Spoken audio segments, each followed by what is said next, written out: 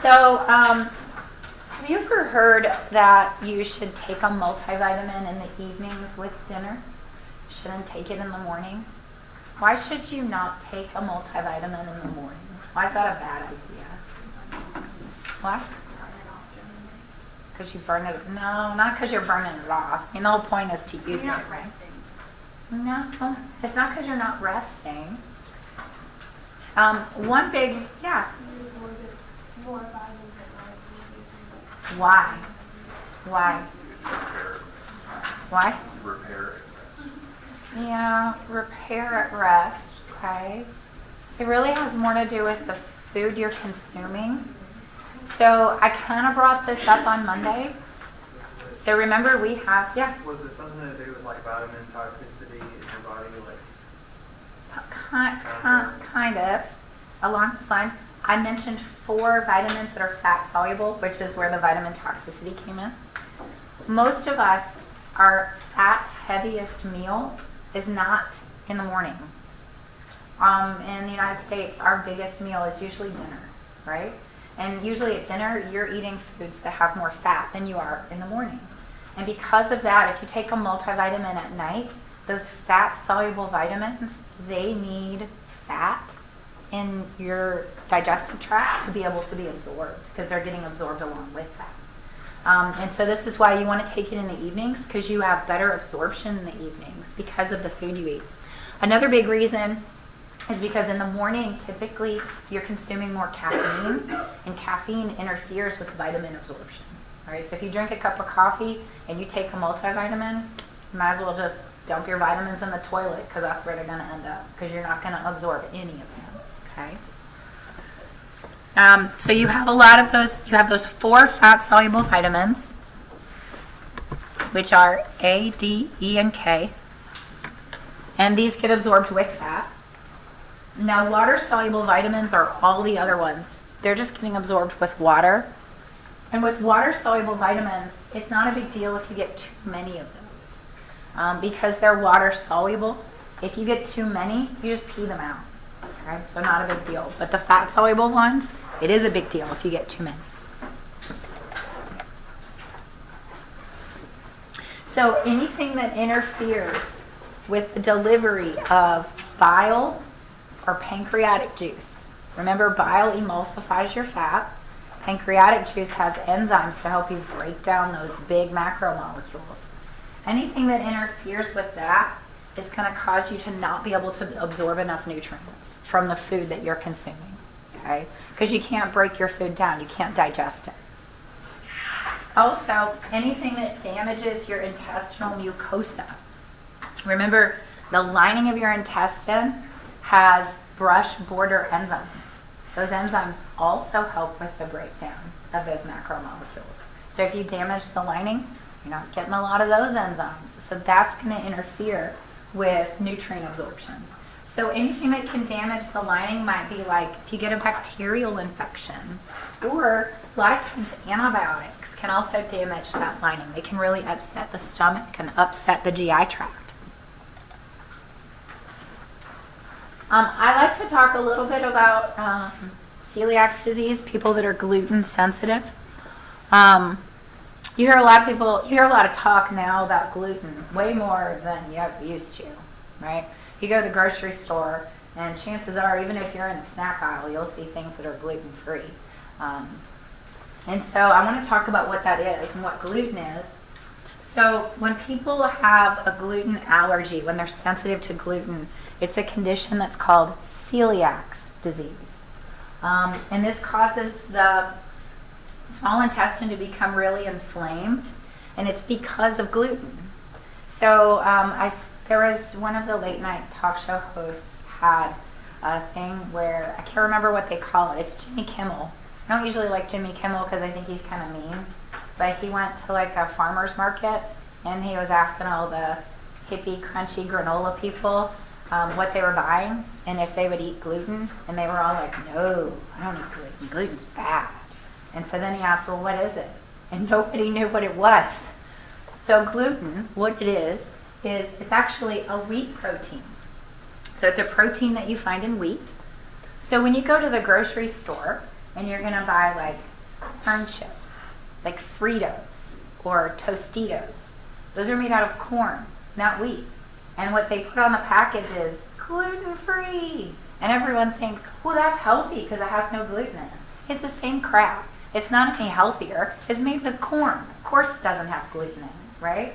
So just because you're not eating gluten doesn't mean you're eating any healthier, okay?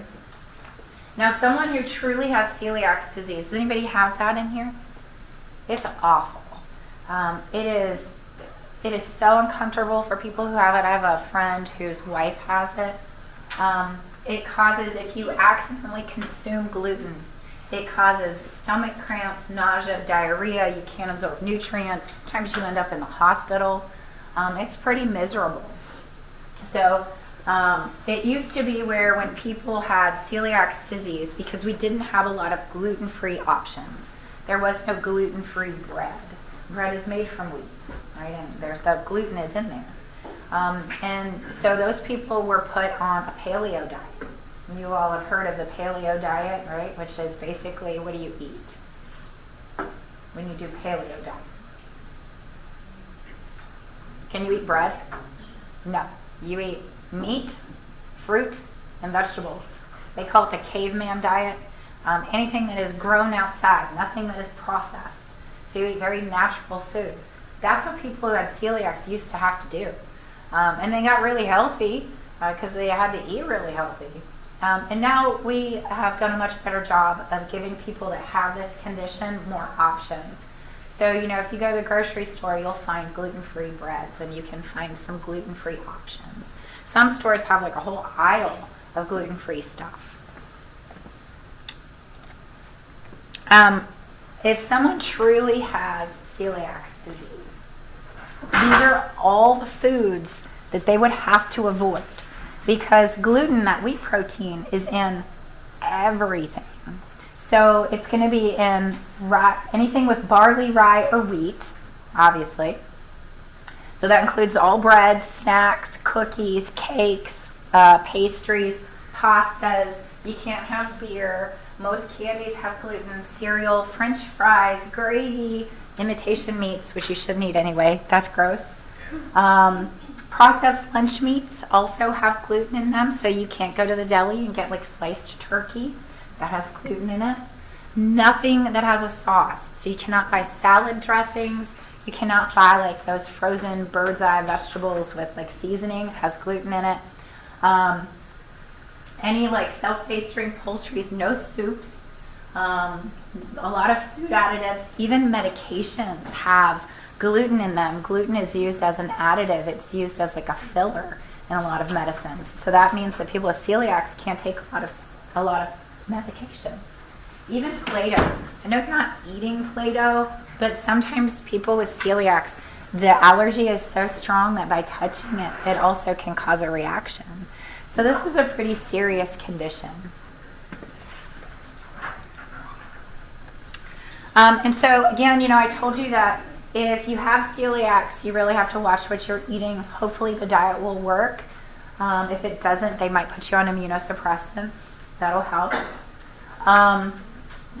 But if you don't have celiac, it doesn't make sense for you to avoid gluten. Wheat is a huge component of the food pyramid.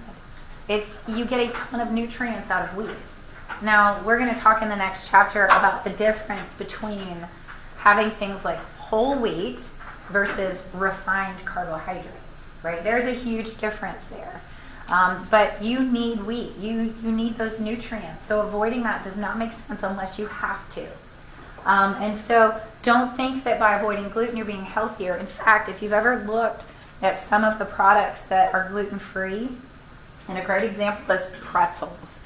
You can buy gluten-free pretzels, and they're actually really good. But you can buy gluten-free pretzels. And normal pretzels have 110 calories, 1 gram of fat. Gluten-free pretzels have 140 calories and 6 grams of fat. When they take the gluten out, they have to add fat to it to make it more palatable. So that is not any healthier. It's actually worse for you. So don't buy gluten-free snacks just because it says gluten-free. Okay? Look at the nutritional information.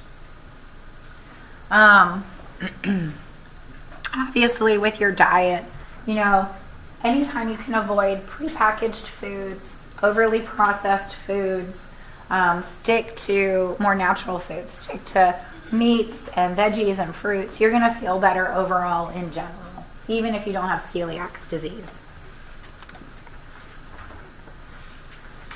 The last thing I'll mention in this chapter is how the GI tract develops.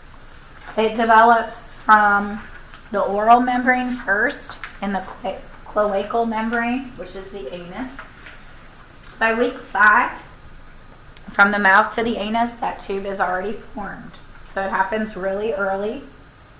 Shortly after that, the accessory organs like the liver and the pancreas, they start to form as well. So in this image, you can see the cloacal opening here, and you can see the oral membrane up here. And then in this image, you can see the alimentary canal has already formed. So from one end all the way to the other. You can also see things like the liver and the pancreas have started forming. So it happens very early. There are some defects that will affect the GI tract. This includes things like cleft palate and cleft lip.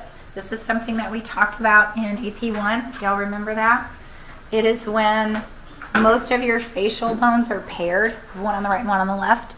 And it's when those facial bones do not meet in the middle, and it causes an opening between the oral cavity and the nasal cavity. So you can see right here, you're looking in the mouth, and this space right here where the hard palate didn't fuse, you're looking up into the nasal cavity. This causes a lot of problems with a baby being able to suckle, being able to get food. It makes it really difficult. Causes things like aspiration. Another one is the tracheoesophageal fistula. That's an example here. You know that the trachea and the esophagus run right next to each other, and this fistula is actually an opening between the two. And so you can get air going down into the esophagus and food going down into the trachea. That one has to be corrected with surgery. And then cystic fibrosis. This is a genetic condition, and it causes mucus to become incredibly thick.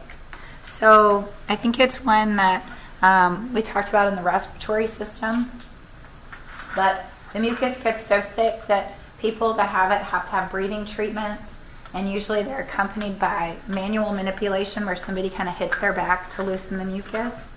The problem and how this affects the digestive system is the mucus gets really thick. And remember, in your GI tract, you also have mucus. That mucus can block that pancreatic duct, so you can't get digestive enzymes into the duodenum. And so that can lead to some digestive issues.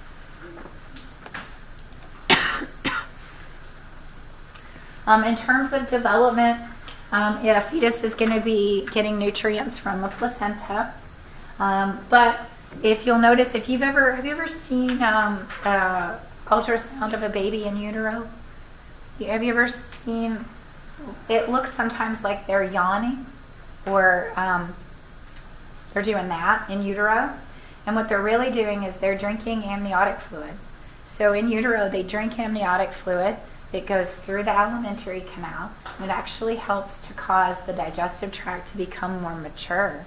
They urinate that back out into the amniotic fluid. So it just kind of keeps moving through their body, and it helps to mature the GI tract. Infants have a really strong rooting reflex. If you've ever held a baby, whether you're male or female, when you hold a baby, the first thing they're going to do is turn their head straight to your chest and open their mouth. And you know what they're looking for. Even if you don't have what they're looking for, you know what they're looking for. They're looking for milk. So infants have a really strong rooting reflex, and they also have the sucking reflex. The rule of thumb for a baby is that by the time they're 6 months old, they should double their birth weight. By the time they are 1, they should triple their birth weight. So my son was like 7 pounds when he was born. And he was like, by the time he was 1, he was around 20 pounds. So he was close.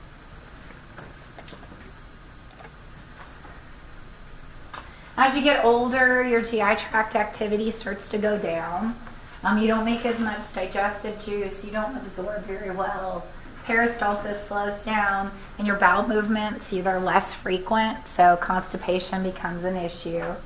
You don't taste and smell things as well. Man, it stinks getting old. Periodontal disease is an issue. Sometimes conditions like diverticulosis. This is where the hostra in the large intestine, those little sacs in the large intestine, they can bulge out, they can get a lot bigger, they can get inflamed, and it can be pretty painful.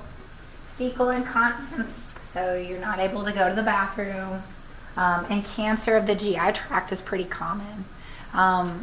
So a lot of times by the time you hit 40, they require that you have a colonoscopy, which is where they go in with a little scope and they look at your colon to make sure that you don't have any precancerous polyps on the large intestine. Okay. And the reason for this is colon cancer doesn't usually have a lot of early signs. So the only way for them to identify it is to do this scope, to do this colonoscopy. Colorectal cancer is the third leading cause of cancer deaths in the United States. And like I mentioned, it starts with little polyps. So they just look like these little bumps inside the colon. So when they do a colonoscopy, if they see a polyp, they'll cut it off and they'll remove it. They usually will start doing these around the time you're 40, and then they'll do them like every 10 years. Depending on your familial history, they may start them earlier and they may do them more often.